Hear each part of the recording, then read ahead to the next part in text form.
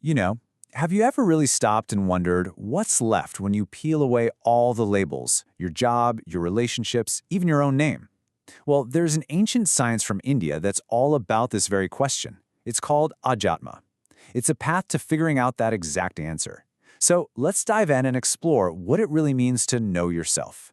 So let's just start with the biggest question of them all. Who are you really? I mean, are you your body? That's always changing. Are you your mind? Your thoughts just drift in and out like clouds? Or is there something else, something deeper, something that actually lasts?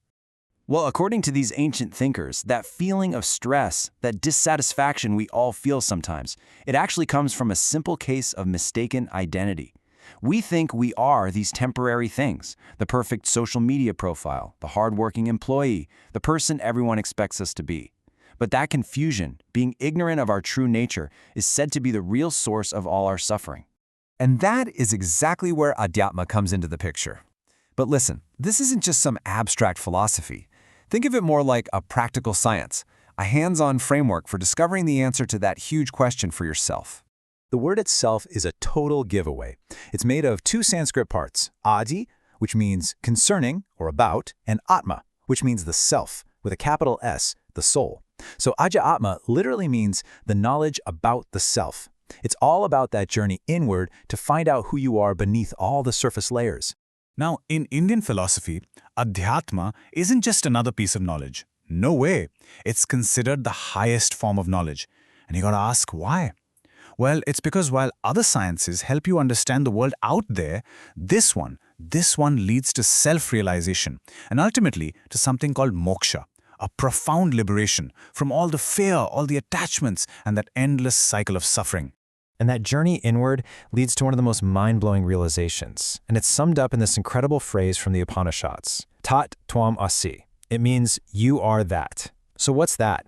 That is Brahman, the ultimate universal consciousness, the single reality that underlies everything. This isn't just a nice thought. It's a radical idea. It's saying that your individual self, your Atman, is actually one and the same with the consciousness of the entire universe. Okay, so that sounds amazing, right? But how do you actually get there? How do you go from hearing about it to actually experiencing it? Well, luckily for us, the ancient sage Patanjali laid out a brilliant step-by-step guide for this inner journey, and it's known as the 8 limbs of yoga. Yep, 8 steps. It's often called Ashtanga Yoga. And please, don't just think of this as a bunch of physical exercises. It's so much more. It's a complete system designed to tune up your body, your mind, and your consciousness, getting you ready for that ultimate discovery. So here they are, all 8 of them. You can see they start on the outside, with really practical things like how you behave in the world. And then they move step by step, deeper and deeper inside, towards the most subtle parts of your consciousness. It's a journey from ethics to the body, to the breath, and then finally, deep into the mind itself. Now, before you can even think about trying to quiet your mind, you have to build a solid foundation. It just makes sense, right? The first 2 limbs, yama and niyama, are that foundation. They're all about ethical principles and personal habits that help clean up your actions and thoughts. They create the calm, stable inner space you need to do the deeper work. Let's just look at a couple of quick examples. So you have the yamas, or restraints, which include things like ahimsa, which is nonviolence, and satya, truthfulness. Then you have the niyamas, or disciplines, which include shacha, purity of your body and mind, and santosha, or contentment. I mean, you can just see how living by these principles would naturally make your mind more peaceful and stable. They are the absolute bedrock for everything else that follows. Okay, so as we move further down the path, we get to the 6th and 7th limbs. Now, this is where a lot of people get mixed up, but the difference between them is super important. On the left, we've got dharana, the 6th limb. The root of the word means to hold, and that's exactly what it is. It's the active, willful process of making your mind focus on one single thing. It takes effort. But then, on the right, you have dhyana, the 7th limb. This is what we usually call meditation. But you see, it's not something you do. It's a state that just happens when your concentration gets so good that it flows without any effort. You just become totally absorbed. There's this classic analogy that just perfectly captures what dhyana feels like. Imagine pouring thick honey or oil from one jar to another. See how it flows in that smooth, continuous, unbroken stream? That's dhyana. It's not like pouring water, which can splash all over the place. It's a steady, unwavering flow of your awareness. And Patanjali himself just nails the definition in the Yoga Sutras. He says that when the flow of your mind toward whatever you're focusing on becomes uninterrupted, that is dhyana. So here's the key takeaway.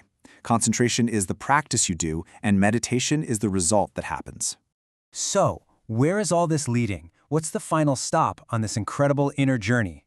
Well, that brings us to the 8th and final limb of the path. The goal is samadhi. This is a state of complete spiritual union. It's where the feeling of a separate me who is doing the meditating just dissolves. The boundaries completely vanish. The person meditating, the act of meditation, and the thing being meditated on, they all merge into one single unified experience. And that state of oneness, that is the whole point of Adhyatma. That is Moksha. It's the direct, first-hand experience that you are not this small, limited ego you thought you were. You are that vast, universal consciousness. It's the ultimate freedom. So let's just quickly recap this whole incredible journey. It all kicks off with that one simple but massive question. Who am I? Adhyatma gives us the knowledge, the theory of the self. The 8 limbs of yoga then give us the practical, step-by-step roadmap to get there. Through practice, we sharpen our focus, from effortful concentration into effortless meditation. And the final destination? Samadhi, that state of pure bliss, total union, and complete liberation. And that brings us right back to where we started, with a question I want to leave you with. If this ancient science is right, if you are not your physical body, and you are not your fleeting thoughts, then who or what is left for you to discover?